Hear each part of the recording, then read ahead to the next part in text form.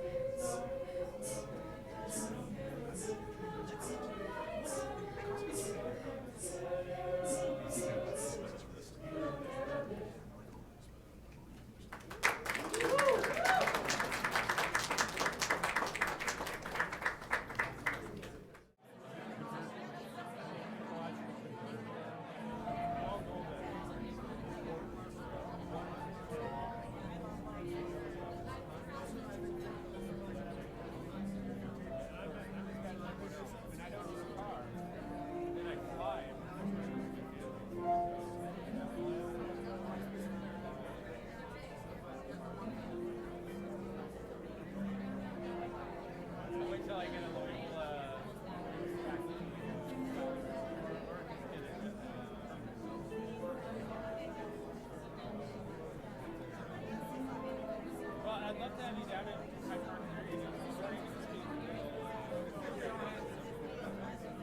Maybe during the summer.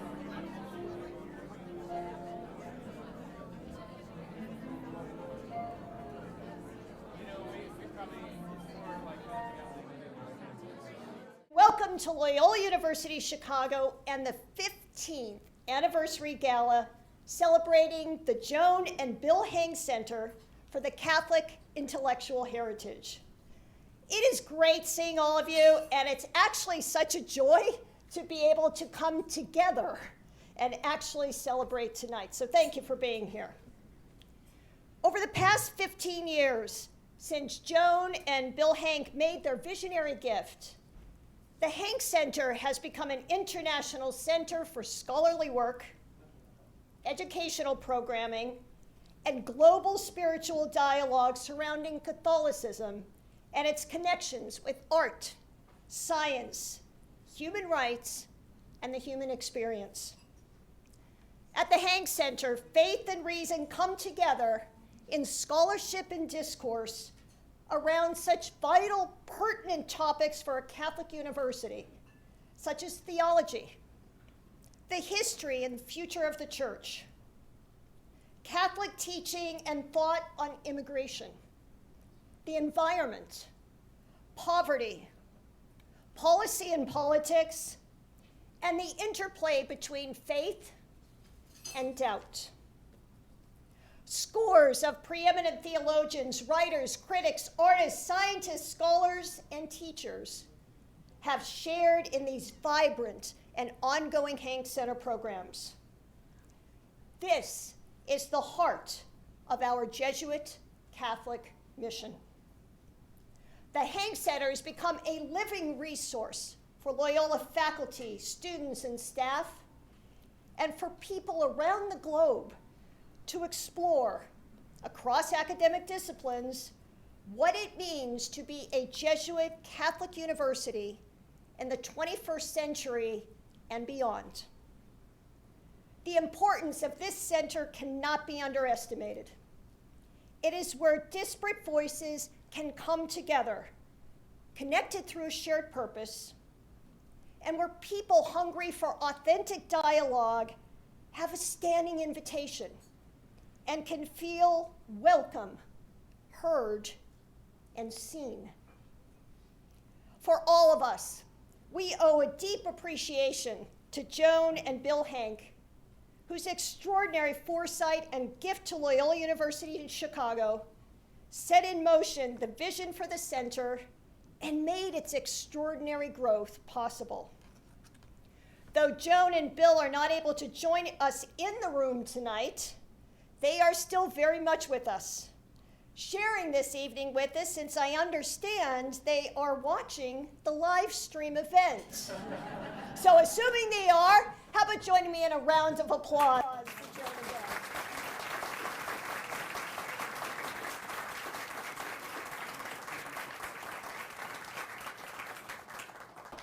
We are honored to have several members of the Hank and Stark families with us, and I look forward to hearing from our trustee and friend, Cindy Hank Stark, later in the program.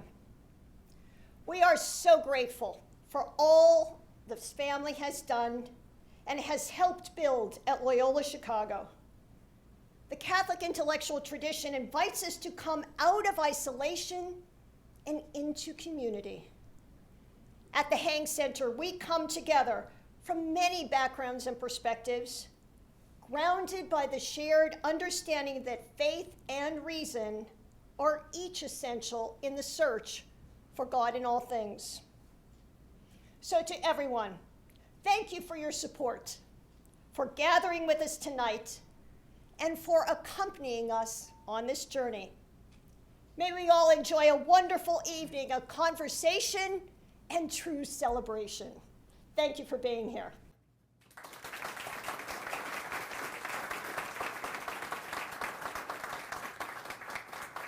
And now I would like to introduce Father Patty Gilger of the Society, who will bless us this evening.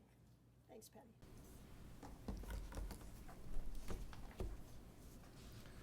I was in my third year as a scholastic when this Hank Center was begun, and so it's a real honor for me to be back here to help us to pray this wonderful celebration. We pray together in the name of the Father, and the Son, and the Holy Spirit. Lord, we are grateful for many things, but we are most grateful for the chance to come before you right now with one another. And we come before you in a humble way,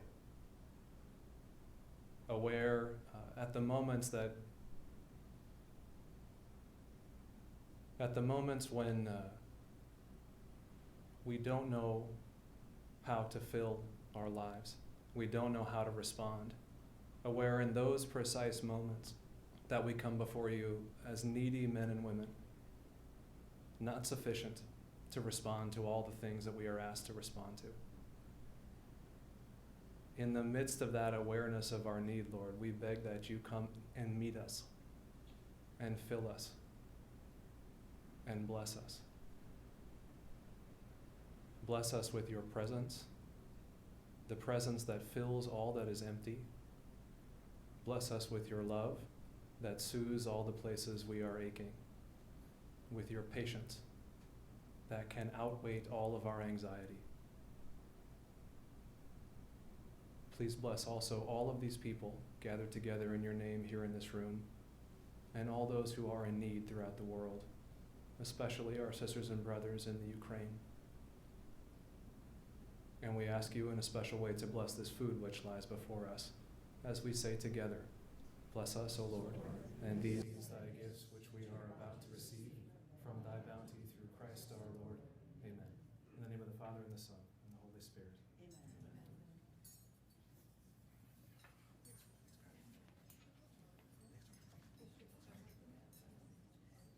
Bon appetit, and I'd like to invite the founding director of the Hank Center, as you enjoy the lovely bounty before you. Dr. Michael Shook is going to provide some reflections, and Mike Shook is the founding director. He's also on the board at the Hank Center. He's a dear friend of mine. We stand on his shoulders. I look to him always for guidance, and I'm glad you're here, Michael. Thank you.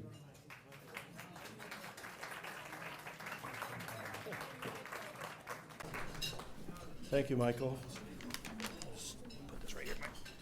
Roman Catholic identity is a question that waxes and wanes in the Academy. 15 years ago, the question was waxing. It had been since the beginning of the new millennium. What does it mean to be a Roman Catholic?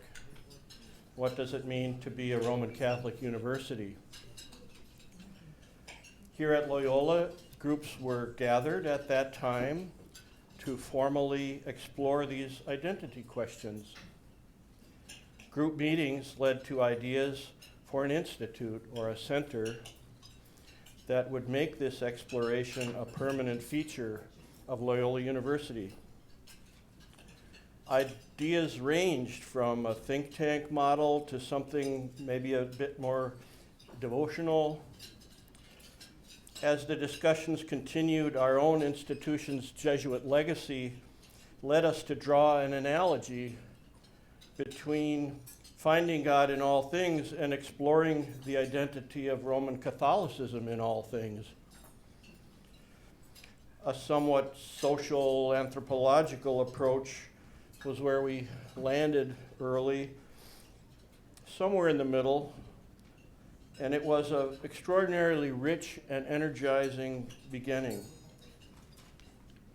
With the complete support of the administration and then President Father Michael Garanzini, and of the generosity of Joan and Bill Hank, and the enthusiastic participation of so many Loyola faculty, staff, and students, and many of whom are here this evening. It's so wonderful to see some of the founding participants and others like Bren Murphy, who have sadly gone before us. We had, within 9 months, the energy to start a film series, and we started with Krzysztof Kieslowski's Decalogue, and we had a faculty reading group program started. We began with David Lodge's Souls and Bodies. We had an interdisciplinary panel cycle that started with discussions on human sexuality, and it featured Joan Roughgarden from Stanford and Stephen Pope from Boston College, who came to us. We had a publication luncheon program started where faculty discussed their research, and in fact the first event ever held by the Hank Center was a publication luncheon featuring John Hart, who is here this evening. And oh, there you are, John. Yeah, and it was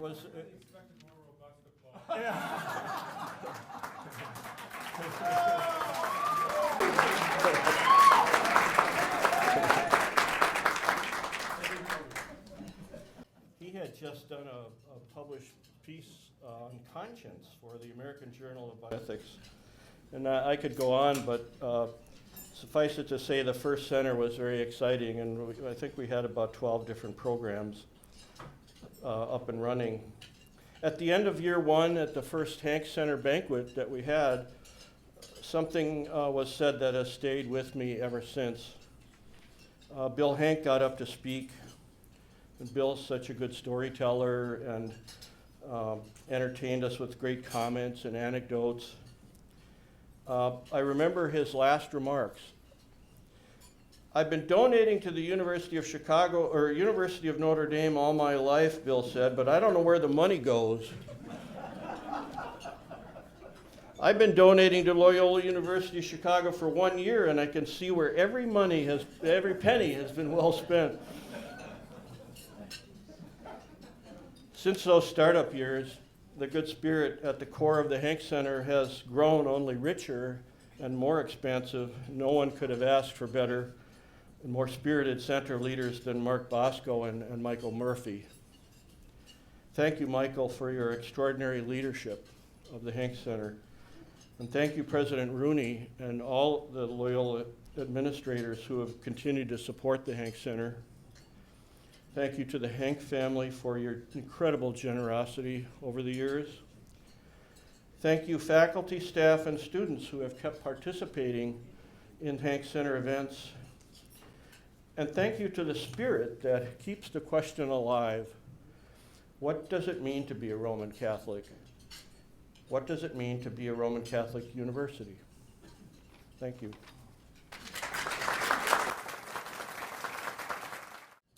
Well, please continue on with your dining. And I just want to offer you a good evening and a happy Easter to everybody. And I'm so glad you're with us, and that we're all here in person. As Dr. Rooney said, it makes a difference, doesn't it? To be eyeball to eyeball. Special greetings to Joan and Bill on the live stream. with us through the wonders of technology. And I'm so grateful for you both, Joan and Bill. And I'm so grateful we're celebrating this milestone in this way. 15 years, this Gala year here at the center. Indeed, our anniversary celebration tonight is steeped in our Loyola community's gratitude for the generosity of Joan and Bill Hank and the Hank family, so many of whom are with us tonight. And I want to echo that welcome, that we're delighted to have so many Hank, Stark, Thrawn, hello Thrawns. And just, it's a wonderful, it's such a familial group. And when you're at the home with the Joan and Bill, you feel like your family. They make it that way for you. So, Joan and Bill had this vision in the early 2000s, no doubt longer. And Michael Schick's memory of Bill and the Notre Dame story is perfect. They were prepared, though, to back it up with an extraordinary financial and moral and spiritual commitment. This vision was and remains an organic expression of who they are as people, as Catholics. Their energy was met with enthusiasm, insight, and elbow grease by Father Mike Garanzini, Father Dan Hartnett, who's here, Dr. Adrian Pepperzak, who was here for cocktails, and had to go on home. He's fine, but that was his plan. He's a wise man,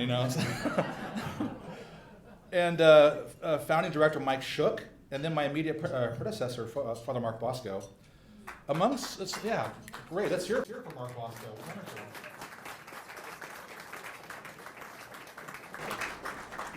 What a team, and so many others who are in this room, as Mike said. This group began to build, and we are building still. And we thank all who have joined us in this special kind of architectural work. We also thank Dr. Rooney for her support, for Provost Callahan, for Deans Peter Schrader, Dean Nancy Tookman, indeed all of Loyola leadership, because we work with everybody. We do. And it's very important that we do. That's the lifeblood of the university.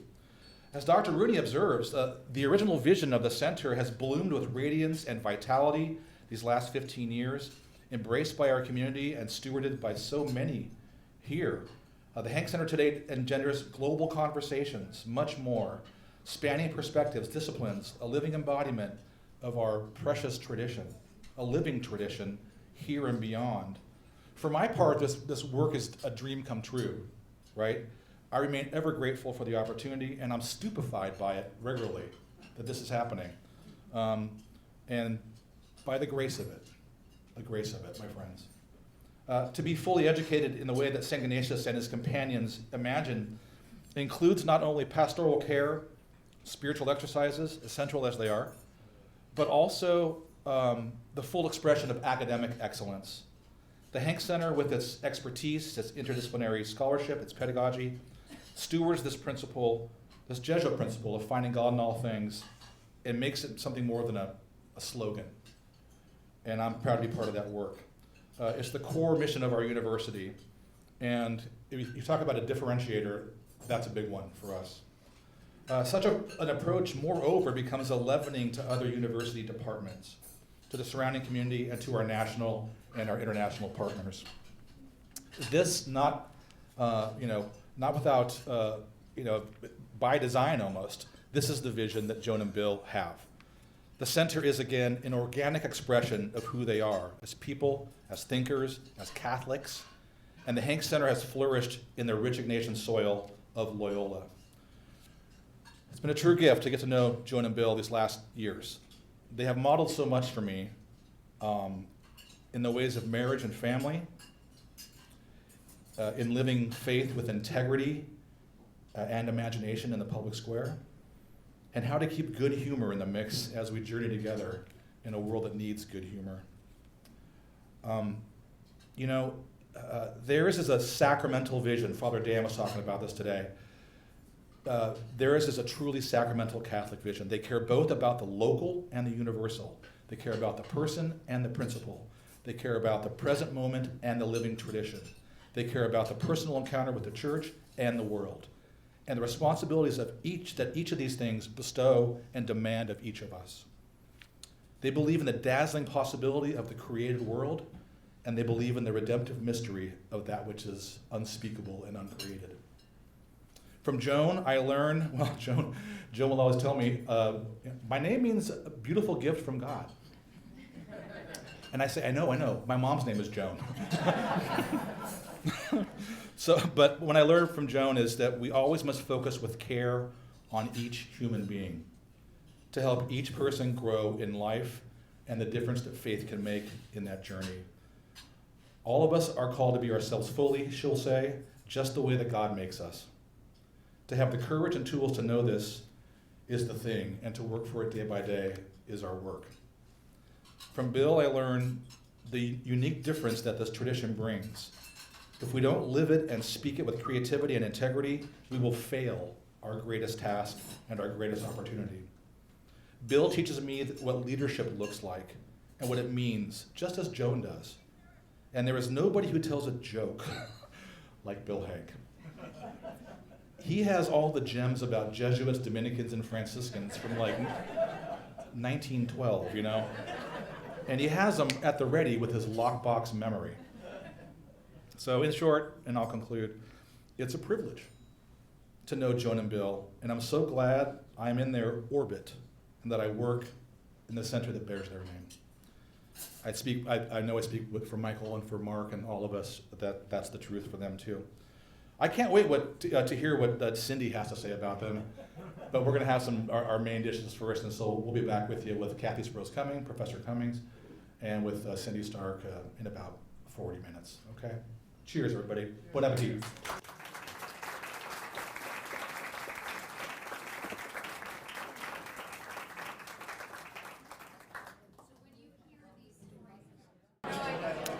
We've now reached that point in our program where we get to hear our keynote remarks. So thanks very much for your good attention. I want to also thank you all for being here again. I'm particularly glad to see you, Sister Jean. Good to see you. And Dr. Tom Hitcho. Dr. Hitcho, good to see you. Let's put it together for the 1-2 punch, Jean and Hitch. It's great. I'm also glad, we have our live stream, and, it's kind of like C-SPAN if you're Joan and Bill. You're just watching the halls of Congress, but you're not sure what's going to happen next. But I wanted to just give some proper welcome to our newest faculty member in the room, who is our live stream artist, and that's Professor Vincent Singleton. Hello, Vince.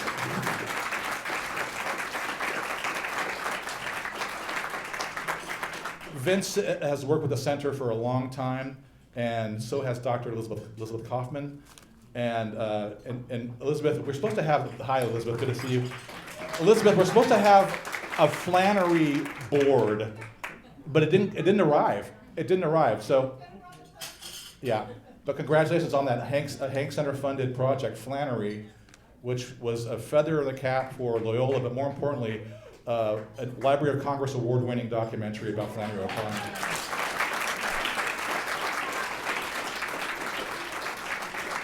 Yeah, and Mark Bosco sends us regrets. He is on fundraising tours in California, and that's the way it goes at Georgetown.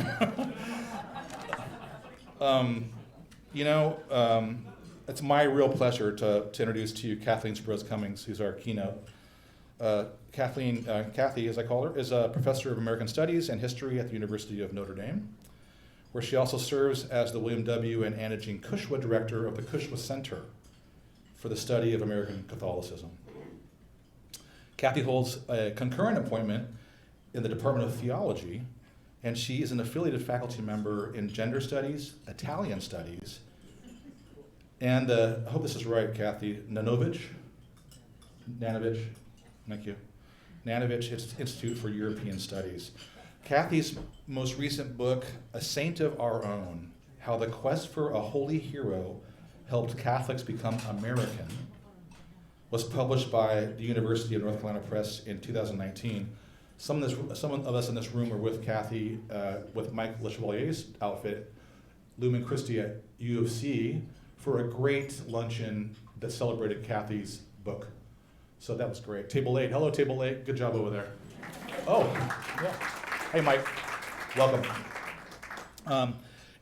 Kathy, let's see here. There's too many things to name, too many books that she's written, too many articles to name here, but also she's very active in her roles in academic and public service.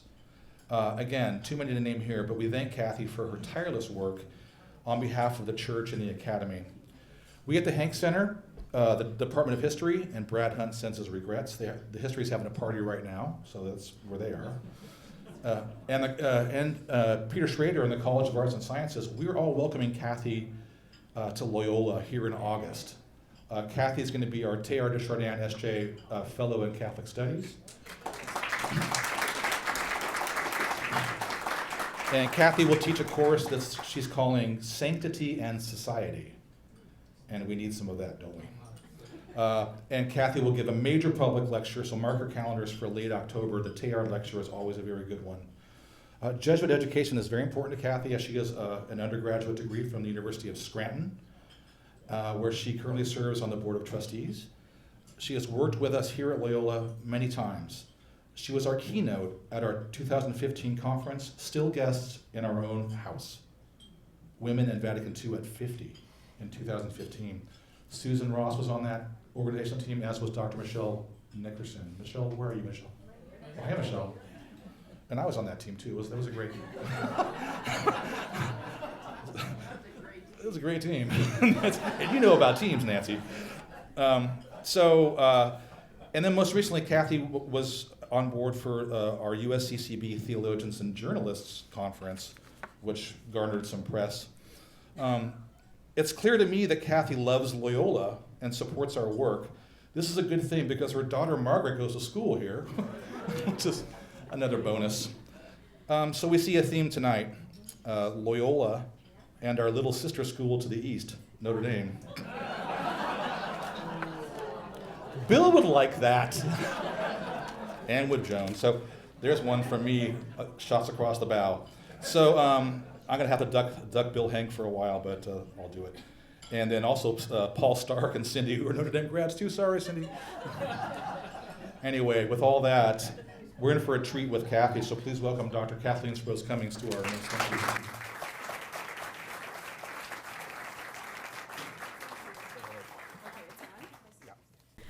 Thank you so much, Mike, for that generous introduction and for all you've done. And warmest congratulations. I am absolutely delighted to be here tonight in person to celebrate this momentous anniversary of a center that, as I'll talk about, is inspiring and is truly a model of excellence in the Catholic intellectual life.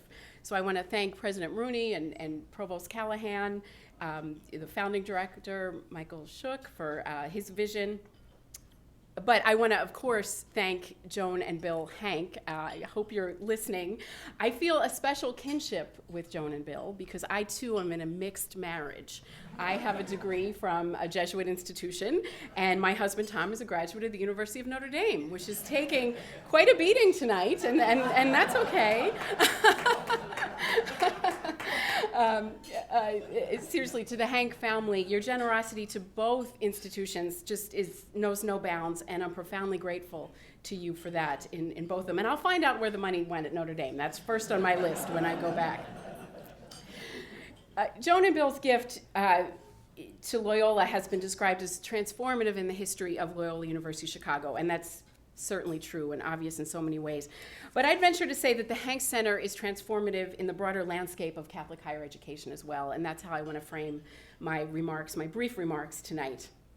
I have admired the Hank Center for a long time, and as Mike said, participated in a number of conferences, most recently last month, Finding a Way Forward, and I'll say just a few words about that in a minute. Yes, the 2015 conference on the women of Vatican II. Also in 2014, a remarkable conference called Crossings and Dwellings, which marked the 200th anniversary of the restoration of the Jesuits, and also a century of women's education at Mundelein College. And as a person, as a scholar who focuses on women in the church in particular, it was wonderful to see that that was an innovative conference, but it was also so inclusive, recognizing that when we talk about the history of the church, it's about men and women working together, and often the women get forgotten. So this was a conference that integrated the story of the BVMs and Mundelein and into the history of the Jesuits as well. When Mike asked me to speak tonight, he said, I'd like for you to come and just reflect on the Hank Center. And it was one of those, sure, of course. I mean, I'll do anything for Mike at this point. Yeah, so don't, yeah. I mean, I'm so grateful to him. He's a generous colleague and wonderful interlocutor. So it was kind of a no-brainer. Yes, I'd be happy to do it. And I really did think of something as my opportunity to give back to the Hank Center for the many things it's given me, for what it's about to give me, which is an amazing opportunity to teach here at Loyola. What I didn't expect is how much I would gain from this opportunity, because it gave me the opportunity to go back and review 15 years of just incredible history and wonderful events. I learned a lot. My reading list has expanded. There's many more books now I want to read. But I also, my foray into the Hank Center coincided with, in my own class, which I was teaching this semester, I was teaching a landmark essay that I've taught many, many times before, but it helped me understand that in a new way. And some of you might have heard of this essay. It's kind of a landmark in the history of American Catholicism. It was written by Father, later Monsignor John Tracy Ellis, American Catholics in the Intellectual Life. It was published in 1955. Ellis was a priest and professor at the Catholic University of America, and his article, American Catholics in the Intellectual Life, basically was a lament about the absence of an American Catholic intellectual life. And it was there were parts of the essay that were very harsh critique of Catholic higher education. I know that it generated conversation among leaders at Catholic universities and really galvanized Catholic university leaders like Ted Hesburgh at Notre Dame, who was 3 years into his presidency when Ellis published his essay, and Father James McGuire, who had begun his presidency the very same year here at Loyola that essay was published. And so Ellis lamented that Catholics, despite their large numbers in the United States, and also by 1955, their possession of significant material resources, Catholics had yet to develop a vibrant intellectual life. And he had his reasons for this, and it's actually quite interesting historically, and I think ties in so much with the history of Loyola.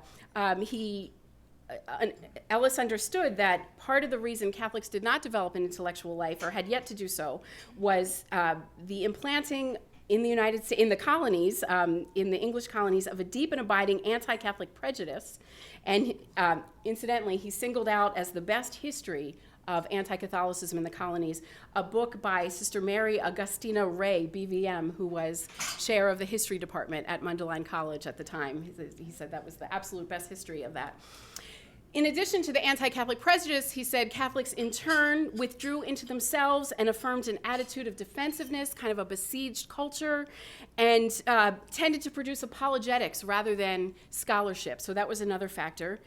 He also, and again, we know this history so well, he talked about the American church absorbing each year a staggering number, thousands of immigrants from Europe, and that it was enough to try to develop a way to ensure religious instruction, access to the sacraments, and to deal with the exigencies of poverty and hardship that attended a minority immigrant population. So there was no time or energy to invest in cultivating an intellectual life.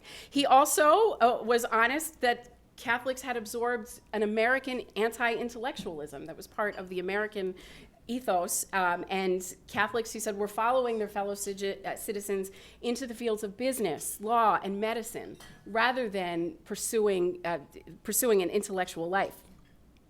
And he saw this as a tragedy, and I think did inspire a lot of leaders. He said, what is happening for Catholics in not doing this, they're betraying something that is particularly their own heritage, the rich heritage of a Catholic intellectual life. He cited the fact that at the time, the scholastic revival in philosophy, the luminaries were based on the campuses of the University of Chicago, Virginia, Princeton, not in Catholic universities. Again and again in this essay, intellectual excellence appears over and over again. And that is precisely what we celebrate tonight, excellence in a center devoted to the Catholic intellectual tradition. Ellis died in 1992 and therefore would not have been around to see the development of the Hank Center.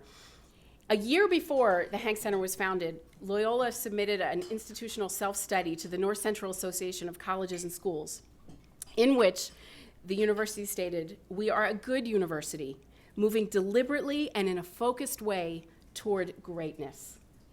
And then the very next year founded the Center for Catholic Intellectual Heritage. John Tracy Ellis, in his essay, quoted Robert Hutchins, one-time president of the University of Chicago, an address that he gave to the Catholic Educational Association, saying, "The best service Catholic education can perform for the nation and all education is to show that the intellectual tradition can be made the heart of higher education." And that's the investment Loyola University Chicago made in founding the Hank Center and reviewing what has been happening for the last 15 years. It is truly excellent. In an excellence in a tradition that Ellis characterized as, this is a quote from him, "the oldest, wisest, and most sublime tradition of learning that the world has ever seen." So, again, I've taught this essay many, many times, but to teach it while I was reviewing what's happening here and to see just how truly inspiring it is, it really energized me and inspired me and my students. So yes, my students heard a little bit about Loyola University Chicago this semester. So I commend you on that in this broader landscape, but I want to talk now about the context, the Jesuit mission. I think it's wonderful that we're celebrating this anniversary in the midst of another big anniversary, the 500th anniversary of the conversion of St. Ignatius, and as we celebrate this Ignatian year. I was in part of my work as a trustee at Scranton and as a parent at Loyola, I was thinking about the universal apostolic preferences that the Superior General named, and just to see how many of them are embodied in the Hank Center's programming, showing the way to God through the spiritual exercises and discernment, sustainability, cultivating hope for youth, so many of them. The Priority Mission Examen that Loyola's Priority, which is it's wonderful, features the Hank Center front and center. You're right there. Scholarly research and discussion, but it's a place where this research can be engaged, debated, and shared, and that is over and over again we see this. So I just wanted to talk a little bit about Ignatian principles as I see them embodied in the Hank Center programming. Seeking and finding God in all things, that's like we said earlier, that's not just a slogan, that's what you actually do and seek to find. I see that, I was just reviewing this semester from everybody from Mark Wahlberg to Pope Francis to Bishop Daniel Flores. It's an astonishing diversity, the Cardinal Newman Lecture each year. The interdisciplinarity is remarkable, and I'm in a lot of departments and disciplines, as you've heard, and interdisciplinarity is hard to achieve. In academic life, we're so often operating in silos, and I'm so impressed with the way the Hank Center deliberately breaks those silos down, and I see all the different people that are represented in this room. It's just it's a microcosm of what the Hank Center is going to be able to do. So certainly, and in all disciplines, without limit, the Catholic intellectual tradition can speak across so many of these traditions. So that's kind of the main one, seeking and finding God in all things. I know that's the headliner. But I wanted to talk about what I have come to understand as a key principle of Jesuit higher education, and it's tied to the exercises. Now, I know when I was an undergraduate, I had this vague sense of the Jesuit mission, right? But I internalized it. But I couldn't really articulate it, and that has only come, well, with age, let's face it, but with doing the spiritual exercises myself years later, with becoming a parent of a student at Loyola Chicago.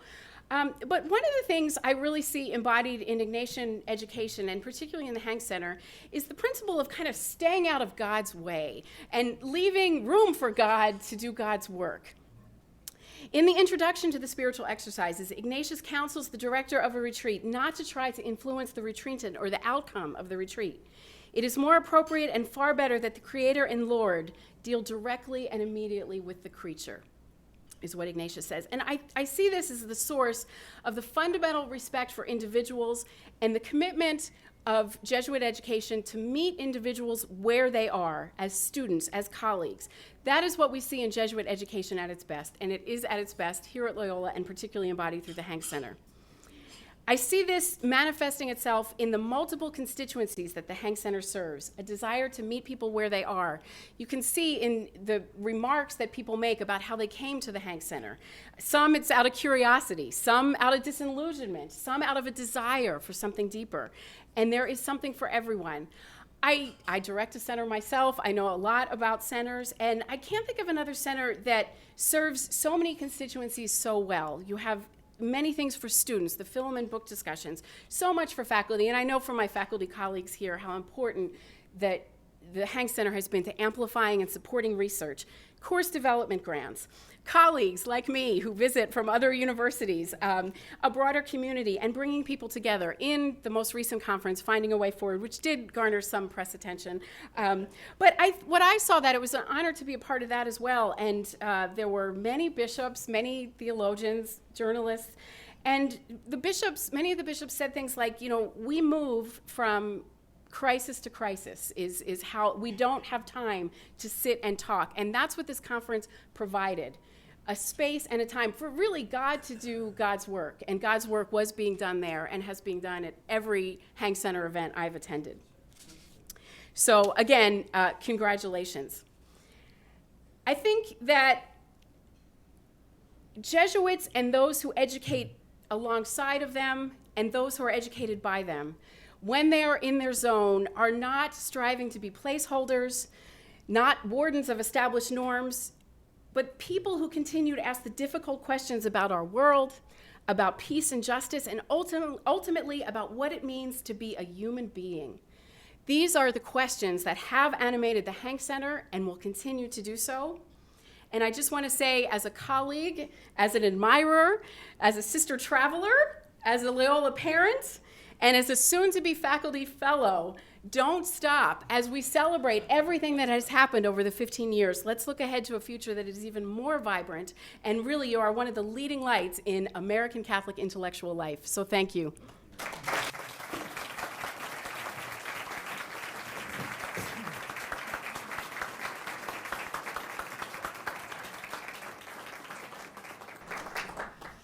Such a generous reflection, Kathy. We can see right away how fortunate our students will be. Your students now, all you touch, you're such a gifted speaker, educator, thinker. What a treat that was. Thank you, Kathy, for that. Appreciate it.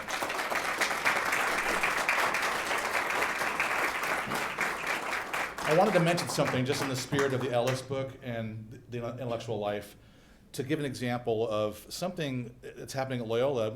Hank Center may be a peripheral connection, but I wanted to honor Michael Shook and Nancy Tuchman, who won the Expanded Reason Award from, it started with Pope Benedict, but Pope Francis awards it. It comes with a serious amount of, tribute, dough, thank you, Nancy, and global recognition. It's a big deal, and the work is healing Earth. And that's a work we can be very proud of at Loyola. It's much needed. So we have a little support with that. We view our boats going in the same direction. But I wanted to point out that's the kind of work we're doing. That's where it's at. And it's part of it. Yeah.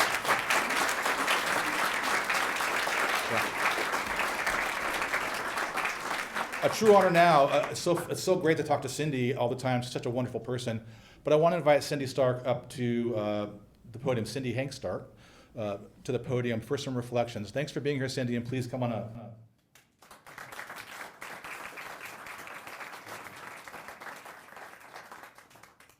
Well, hello out there. How are you?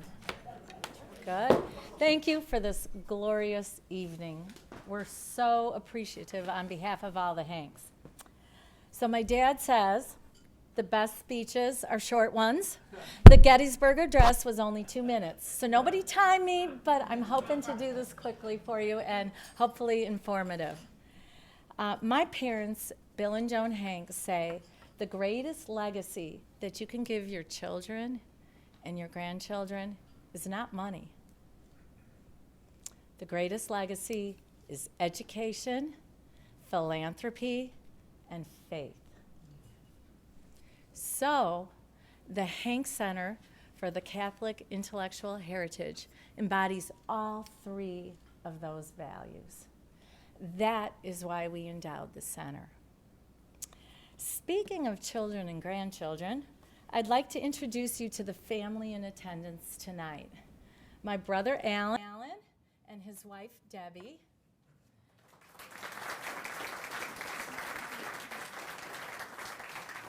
Bill and Joan's grandchildren, Alicia Throne and her husband Derek. Lauren Hogan and Sean Hogan.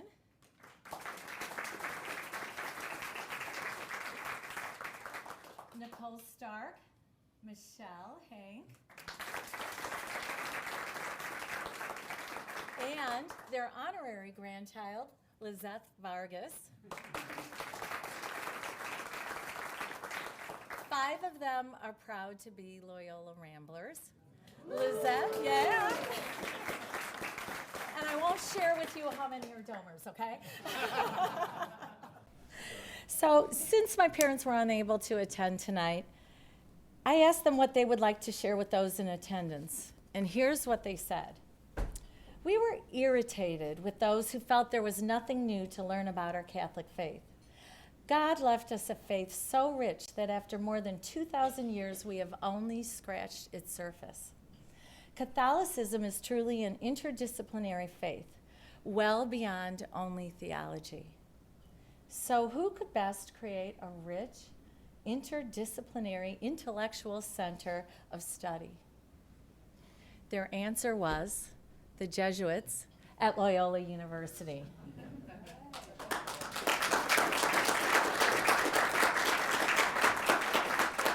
We are so proud of what the Hank Center has accomplished in its first 15 years. And you're only just getting started. The best is yet to come. Michael Shook, Father Bosco, Michael Murphy, all earn a Jesuit A+ for their imaginative and dedicated leadership. Because of your work and the work of many others, the Hank Center legacy will carry on for generations to come. We're grateful to you all, and thank you for honoring Bill and Joan. Yeah. Joan and Bill. Thanks.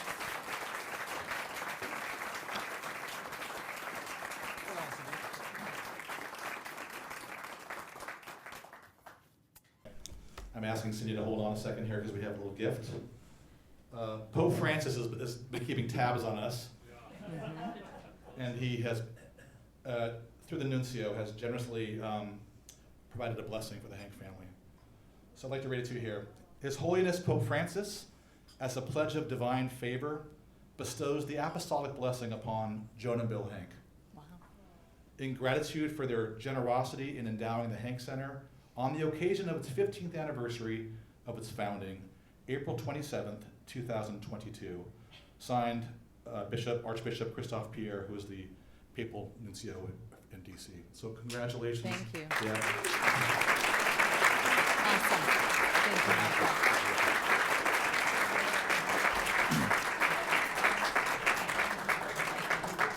Michael. Delightful. Thank you so much, Cindy, for your insights too. Such a delightful reflection. Well, we've come to the end of our road, but who better than to offer just some reflections and a farewell than Dr. Peter Schrader, who's the Dean of the College of Arts and Sciences. So Peter, welcome to our podium, and thanks a lot for being here, my friend.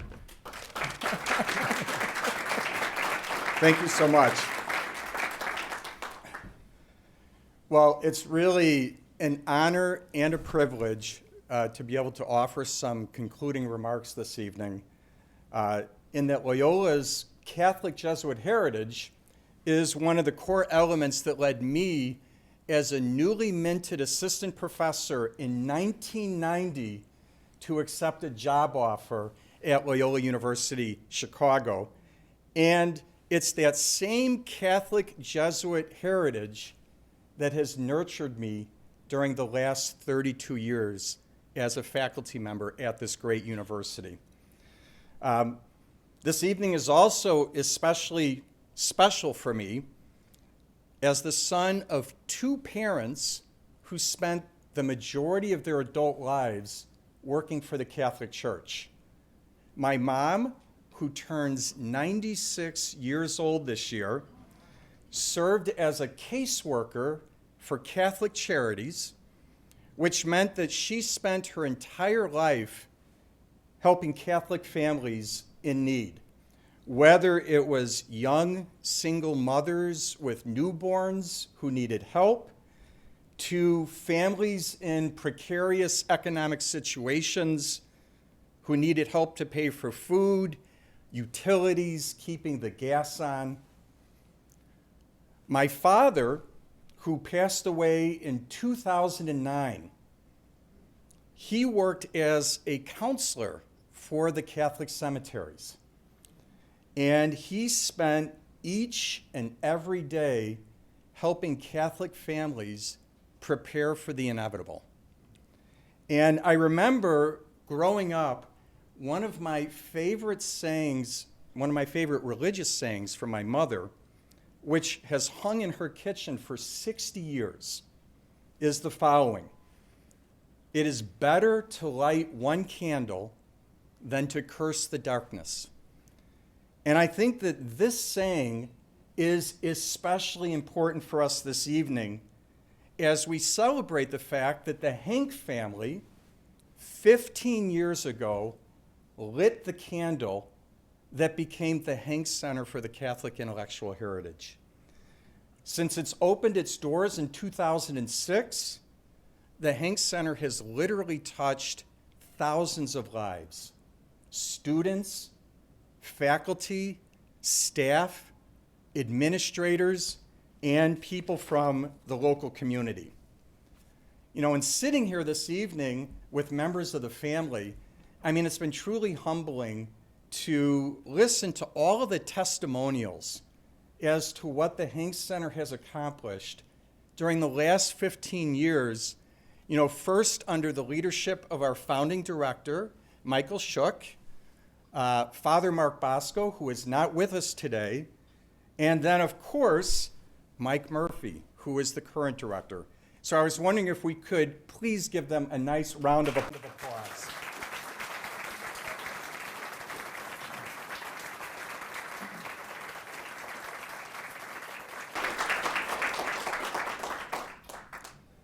The cornerstone of why we're together this evening, however, and why the Hank Center candle will continue to burn very brightly into the future, is thanks to the leadership exhibited by the Hank family.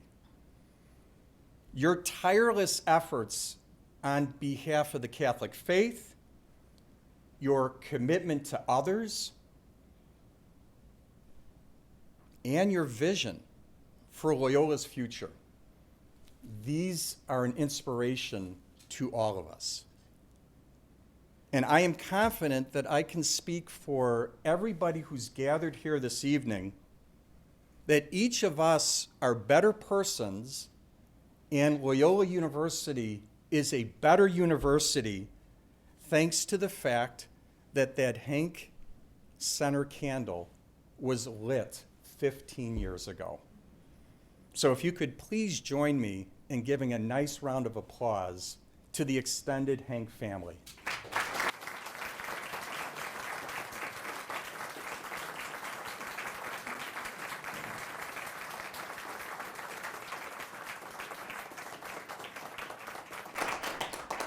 All right, so thank you again for allowing me to just say a few words as we celebrate such an important institution in our university's history, and please enjoy the rest of your evening. Thank you very much.